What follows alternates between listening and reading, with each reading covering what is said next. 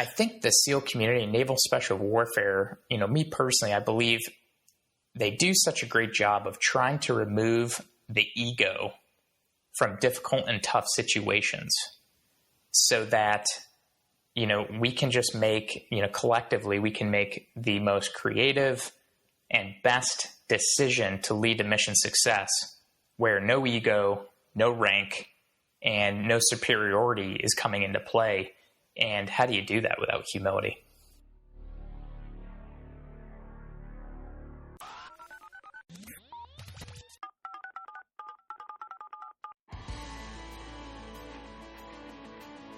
Episode 49, Winning at Work with Jakob Werksman. He's the founder and chairman of Victory Strategies, which is a management consulting firm. Jakob is probably one of the most interesting young professionals you'll meet. He's a Navy SEAL.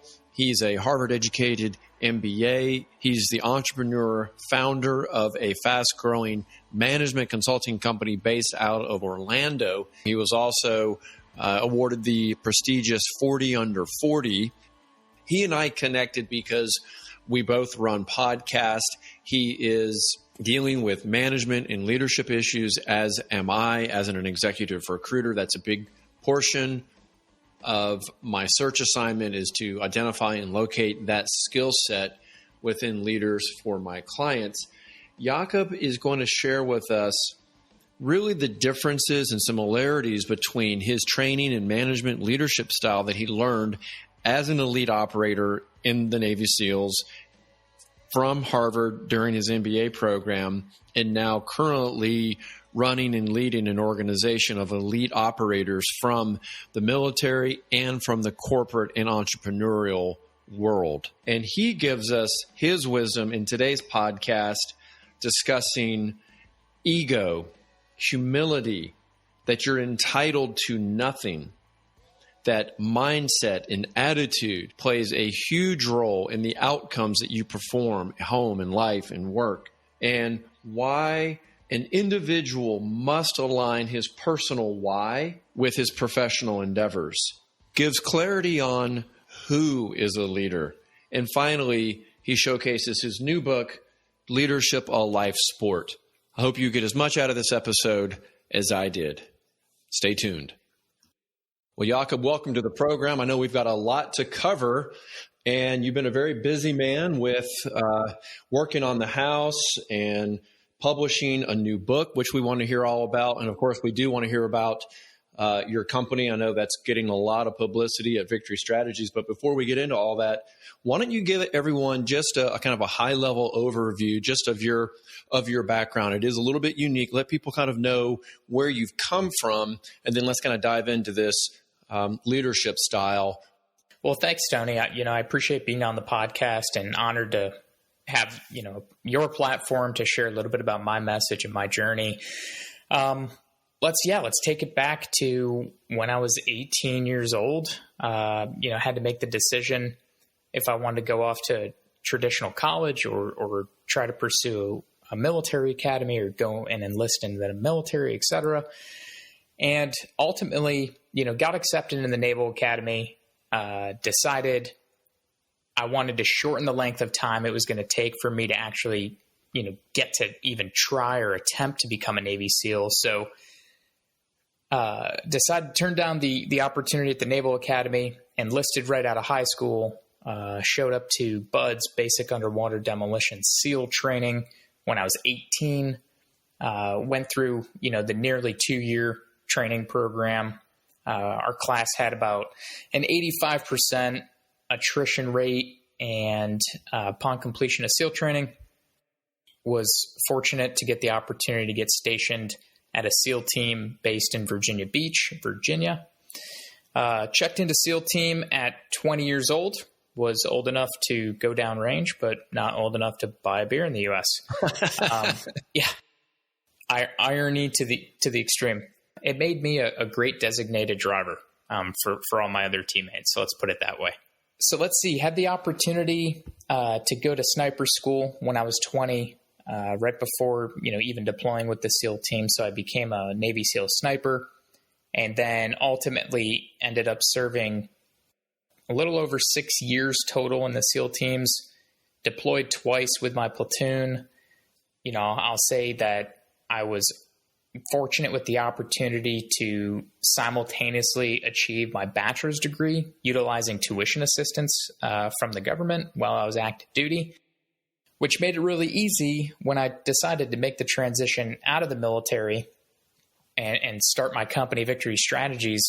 I looked at grad schools and was honored with the opportunity to get into Harvard Business School's executive MBA program called the Program for Leadership Development.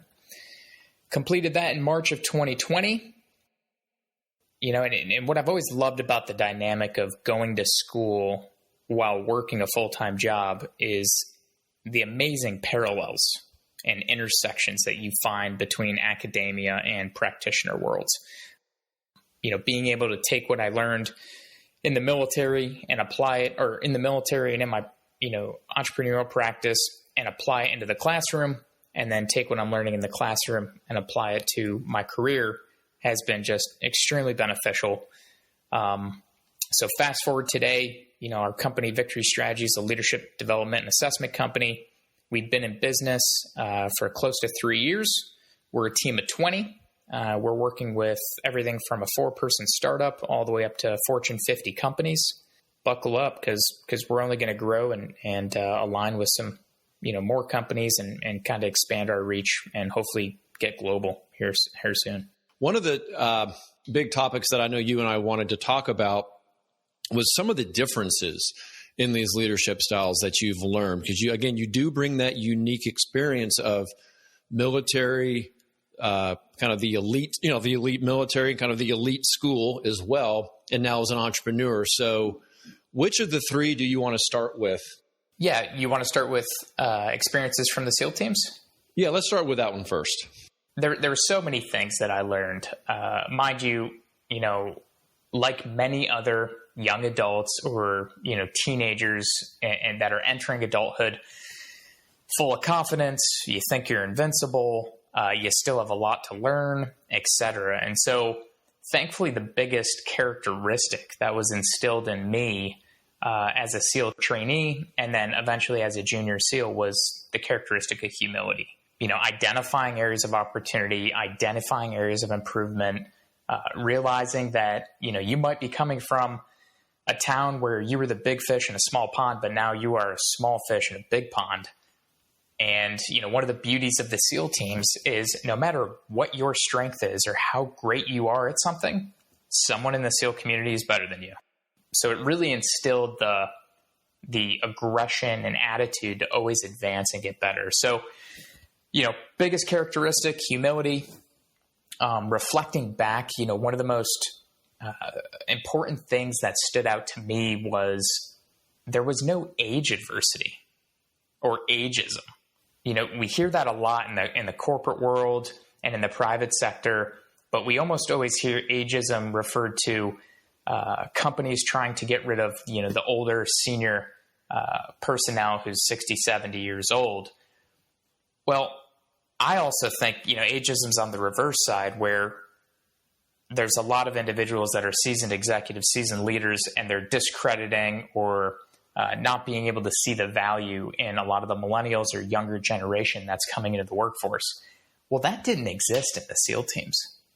And I think one of the primary reasons it didn't exist is because we had such a rigor and standard that every participant or every individual aspiring to be a SEAL had to go through, that was the common denominator, right? Our onboarding process was so difficult that if anyone made it through, no matter who they were, if they were wearing a SEAL trident on their chest, you knew they met the standard to become a Navy SEAL and enter the community. If I were to ask people on the street what the first value or trait that one would think would be instilled, I don't know that humility would be, top of mind. I think that is that's kind of profound that's actually in the military, or maybe it's very common. I mean, maybe I'm just, I've just been a civilian and it's new to me. No, it's a great observation. And I guess, I can totally see where you're coming from and how the majority of people might not think of humility as the first thing. But I think I think the SEAL community, Naval Special Warfare, me personally, I believe they do such a great job of trying to remove the ego from difficult and tough situations so that we can just make, collectively, we can make the most creative and best decision to lead to mission success where no ego, no rank, and no superiority is coming into play. And how do you do that without humility? That's it. And there's the why. That's why it's there. It removes personality and puts principle above all, or completing the objective or completing the mission. So I guess it takes everyone, time to kind of go through that process. Was that easy for you? I've never really thought about whether it was easy or difficult for me. I guess it was just kind of the way. In SEAL training, the instructors led by example, by being humble, by practicing humility, by acknowledging their weaknesses in areas of opportunity. And then in the SEAL teams, there was just no tolerance for anyone who wasn't humble. There's so many A-type personalities in one room trying to accomplish one goal. How do you lead? How do you follow? How do you do all these necessary things for mission success without humility? So great question. It's something I'm going to have to think a little more. I think you've already nailed it, though, because one of my questions coming into this session with you was, would you experience a transformational leader in the military? And I think you've already answered that question, that you did. People were just leading by example, and you saw that exemplified in their own life, and you just emulated and modeled that. I guess stemming from humility came just a good attitude across the board of suppressing entitlement. There was a common theme that you were entitled to nothing. And now I think we would always think that is definitely true in the military. Well, absolutely. But think about how that translates to, aspiring entrepreneurs or, business owners that are struggling and, are not utilizing all of their resources or making the best decisions or bringing in their team to make the best decisions, et cetera. Entitlements, that's something pretty challenging for a lot of people. And I would be a fool to say I haven't, been challenged with it myself in the past. But again, just referring back to the qualities of humility is kind of a good reminder of, if you want it, you need to get it. And I've definitely adopted a new philosophy, and this may sound a little counterintuitive to someone, in business and like yourself, who, we want to be successful. And that's to drop your expectations. And I know people kind of wonder, what does that mean? But when you put it through that lens of suppressing this entitlement attitude, like you're not necessarily entitled to be the very best at what you do until you put in the work. So that's what I mean when I say, when I talk about not having expectations, it means just get in and do the work. And because sometimes you put an expectation so big in front of you, like you want to be number one, and that could be a case for you, Jakob. You've made this kind of elite area in so many areas of your life. I have to imagine when you start a new project, you must have these expectations, right? And what happens if you can't reach them? So I think in business, that holds people back from literally taking a step because they don't want to fail.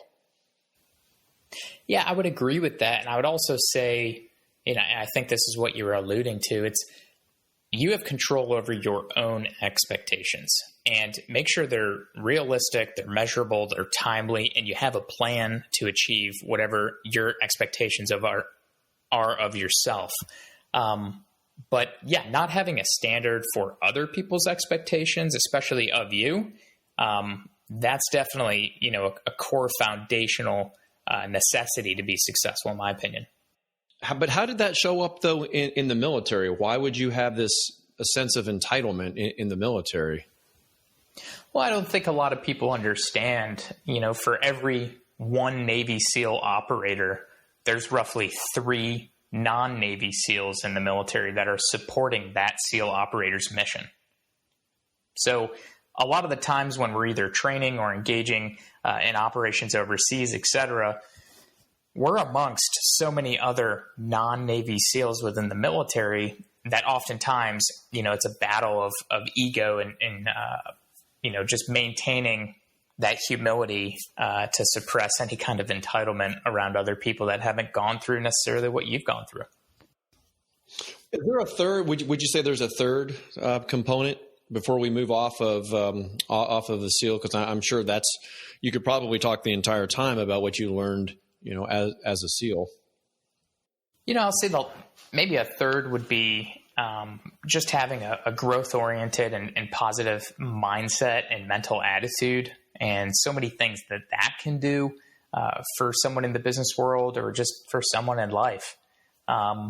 Focusing on the controllables, your habits, your attitudes, your expectations, your beliefs, your emotions, your responses, all of those things definitely are 100% contributed to entrepreneurship. I mean, no doubt. But also so many other challenges that people face in their daily lives. I mean, we could take the COVID-19 pandemic, for example. If you want to focus on the death toll and how it's affecting everyone in the lockdowns and, how much negativity this pandemic has brought into your life, well, guess what? You're going to have a negative attitude. You're going to have a poor attitude, and you're going to be depressed. But if you take a different or an alternative approach and you focus on the positives and the things you can control in your own environment, your own life, it's going to lead to a positive mental attitude. And in my opinion, that leads to a much more successful and just healthier lifestyle. So mindset's a big one too. So then you transition to Harvard, where you're kind of in this academic environment, and now you're being exposed to these different management principles. Did you find that they were similar to what you had experienced and learned, or did you find this was a whole new set of principles? We've all heard it, but this was, one of those aha moments with the saying that was echoing in my head, like, you want to be in a room where you're the least smartest person. Just surround yourself with smart people. And that was definitely the case with the nearly 200 classmates I had at Harvard. So incredible just to hear these individuals' minds, right? I think over 40 countries are represented in the classroom. So even just geographical and cultural perspectives and differences were extremely valuable. And then also, just being able to collaborate and think. People think that the military and the government have so many acronyms. Well, talk to a business professional. Right. Yeah, we definitely do. And why do you think that is that, I guess with your training, again, with being humble, then it's not as difficult maybe to be in a room with, very smart people. Maybe other people might feel intimidated by that, but I imagine, as a very young professional, going through that you could kind of fall back on that training, not to be kind of overwhelmed by the big, stage or that moment. Yeah. And like when I was in the military, I wasn't the greatest SEAL. I wasn't the worst SEAL. I was your average SEAL, but I was surrounded by these heroes and giants that I was serving with. And I wanted to continue on the same path going into the private sector. It would be a no-brainer for me or anyone else not to take an opportunity to get into a room with, our country and our world's brightest minds and human beings. So that was a huge motivator for me. And I just knew it was going to be such a great accelerator to make me better positioned to be successful in the private sector. So what were your big takeaways? There was a lot of collaboration. And I think from that, it was a good reiteration of seeking to understand and seeking to authentically listen. It wasn't just, trying to connect with individuals just to hear their thoughts or say you did it or check a box. No, I wanted to learn from these individuals' experiences. And so if anything, a huge takeaway was just that eagerness to continuously learn and, never undervalue the value of a relationship and of, someone's personal experiences, especially if they're drastically different than yours. So you talk about being authentic and being an authentic listener. I've heard of being authentic, but what does that mean to be an authentic listener? Yeah, to me, we've all done it. But you're engaging in a conversation with someone and you're doing either two things. One, you were only focusing on the information they're sharing with you. Or two, you're thinking of your response or how you can relate to what they're saying, or, how you want to respond to how you can relate to what they're saying after they're done speaking. And that latter option, in my opinion, you're not authentically listening. You're not truly, being present or listening to the words and visualizing the information they're sharing with you. And so I think it just comes across disingenuous. I don't think you're getting the true value out of that, engagement and transformation of knowledge between you and someone else. And so my challenge to people is always, if you're going to take the time to engage with someone in a conversation, try to treat it as a mindful practice and just focus on what they're sharing with you. And then when they're done speaking, you can think and reflect off of what they shared with you to then respond with a follow-up question or how it can relate to something or an experience you've had, et cetera. I imagine that is a real quality of a leader who can practice that with their staff, their executive team. What were one of the other pillars that they wanted to instill in you that you could then take back and use in your entrepreneurial career? Yeah, something I've been, toying with and kind of brainstorming and reflecting on is the importance of self-awareness.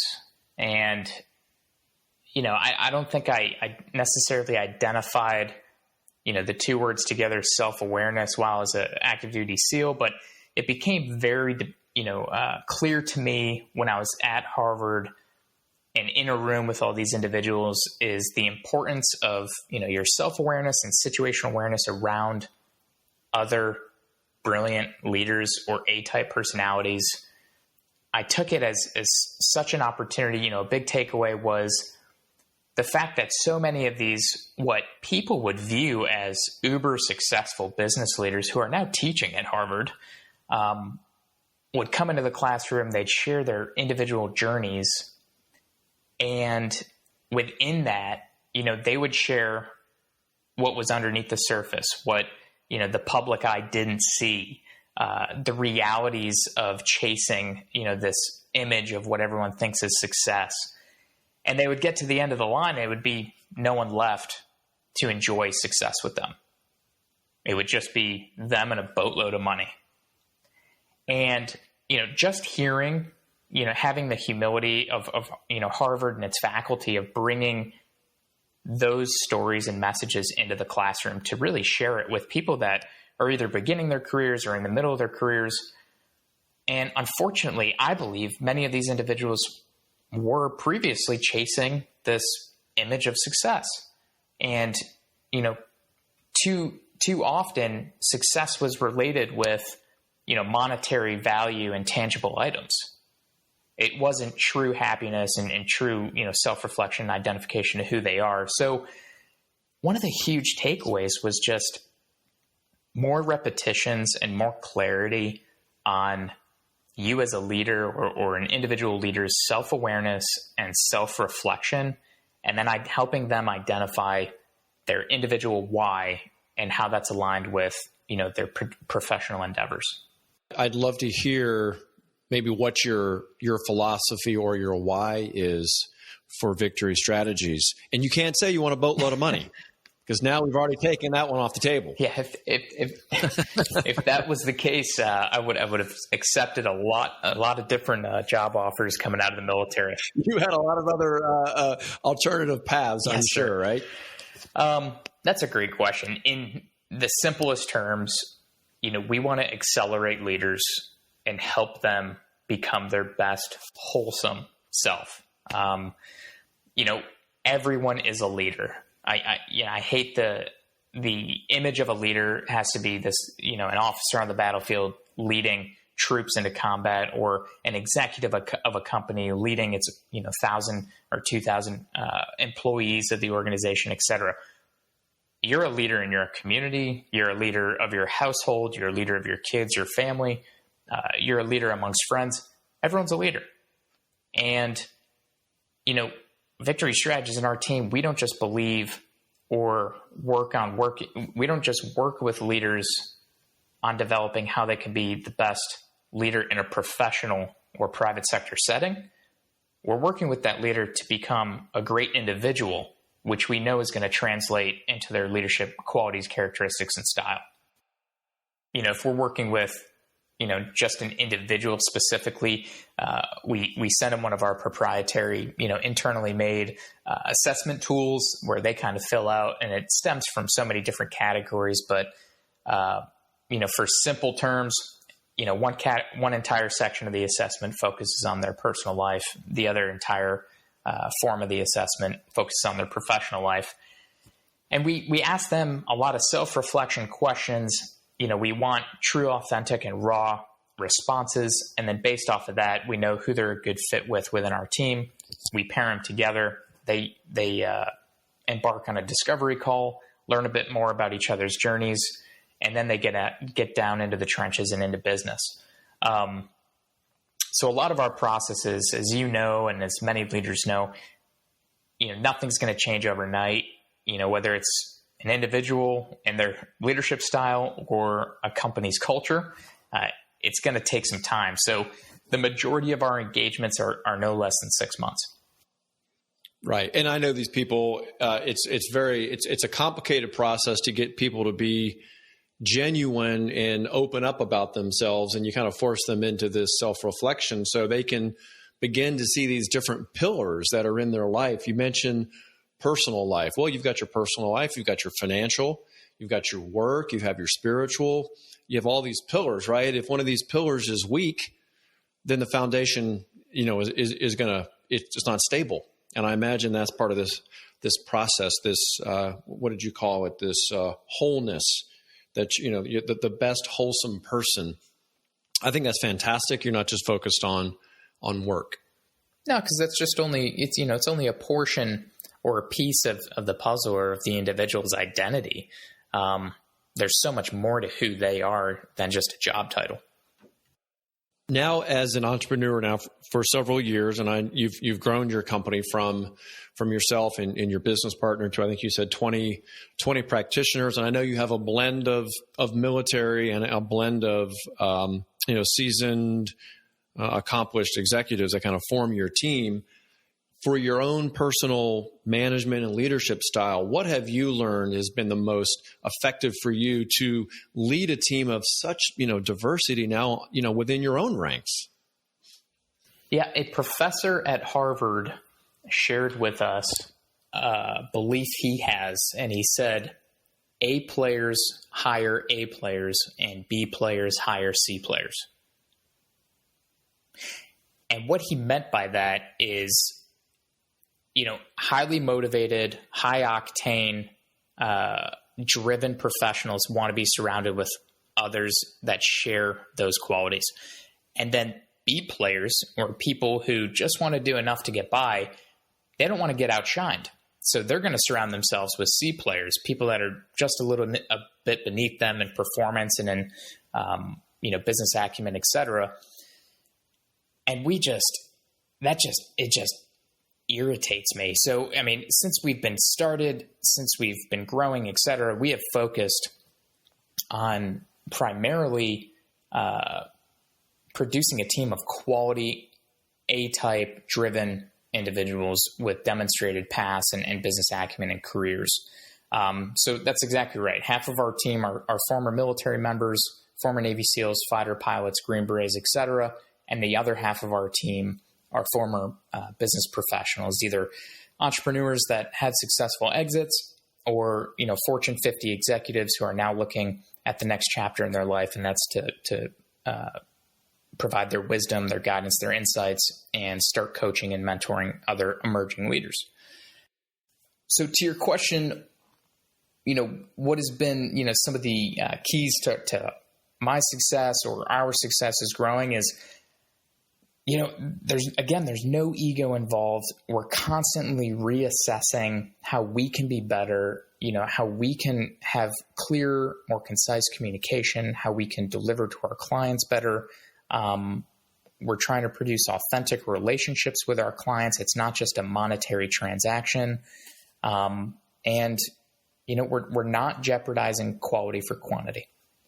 Given your experience now in hiring and attracting and identifying A's or these high-performing people, can you give us what you have found to be the best, maybe litmus tests or way to validate? How do they show up? How do you know for sure, as best we can, that we're getting that A quality person when we do hire someone? That's a great question. I'm still learning, and I'll say, obviously there's no magic sauce, but I will say there are a few. I wish there was. I'd bottle it up. I will say there's a few things that always stand out to me. One being, are they team oriented? Is when they're speaking, is there a lot of we? Is there discussion of accomplishments they've achieved in their past because of people they've been surrounded with or their team, et cetera? Or is it I? We look for genuine and authentic individuals. So, do they have a good heart? Are they showing up to the team or to our onboarding process and our interviews with immediately speaking on how they can contribute to our team and our success? And rather than saying, well, what's in it for me? What can I benefit from your team? Of course, there's a whole category of those things, and they're usually reached at some point in the conversation. But it just shows me and our leadership team that, there's a strong sense of collaboration, creativity, team-oriented mindset, and selflessness. And of course, that's those are some of the biggest qualities that we definitely value on our team. I imagine you might use your own assessments and own proprietary tools, right, to evaluate them. Do you find that these assessments are a decent predictor? I know I have some clients that they prefer to use assessments sometimes at the very front end of a process. Others will use an assessment at the end of a hiring process, more just to help leadership understand who this person is and how they can, best relate to them. Where do you see the role of assessments? That's a great question. I mean, from this, full disclosure, we personally haven't used or utilized assessments within our onboarding process to date. Once we find a good fit for the team, we definitely utilize assessments with our team members to then make sure they're paired up with, right coaching clients or organizations and companies we're working with. But we've had such success with our team member to team member referrals, producing a high octane, alpha oriented team. They associate themselves with alphas and other like-minded individuals. So we've been very fortunate to be able to extend our network through team members that are already on Victory Strategies and, find some other quality and aligned team members to come on to the team. Maybe I did just find this special sauce.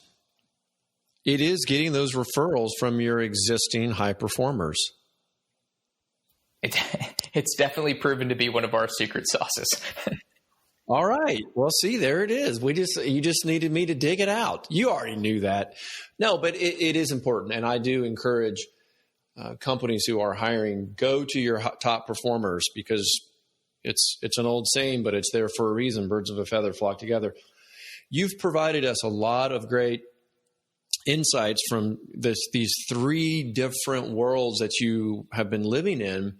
And now you've done something rather, I think it's kind of exciting. You've just written a new book. Tell us about this new book and what was your inspiration behind it? Yeah, thanks, Tony. I recently published, last October, my first book called Leadership, a Life Sport. And it's a playbook on what it takes to win as an individual and as a team. So throughout the book, I want it to be, easy to read, something that's built around the practitioner, which I identify as someone who can't pick up a book and read the entire thing in one sitting. So I've kind of designed it where it breaks down, what it takes to be a great individual leader and how to lead yourself, how to lead teammates and those within a team environment. And then a last section of continuous improvement and constant evaluation. So I break it down. There's nearly 30 characteristics that I include in the book. And, I start with a simple description of what the characteristic is. And then I share a very personal story from my journey to date. And then I conclude with actionable content and how you can immediately apply it to your life. So if you want, it's on Amazon or it's on our website, victory-strategies.com. Would be honored and humbled to know your thoughts and your viewers and listeners' thoughts as well. Are you taking new clients at Victory Strategies? Companies or individuals? Is there a way that people should be trying to connect with you for these types of services? Absolutely. We're always seeking new clients, new individual leaders and organizations that, want to continue their growth and improvement and align with an elite organization like ours. So please reach out to us. You can go to our website, check us out, www.victory-strategies.com. Or you can give us an email at info@victory-strategies.com, and happy to have a discussion. That is great. And after this, you can go and find all the links to how to connect with Jakob, his organization, his book. It'll all be there, and all the social media links, and they're on LinkedIn as well. Thank you so much for your time, and we look forward to the next great chapter here for you and in your company. Thank you so much, Tony. Appreciate you having me on, and hope your viewers got something out of it. Thanks. Thank you.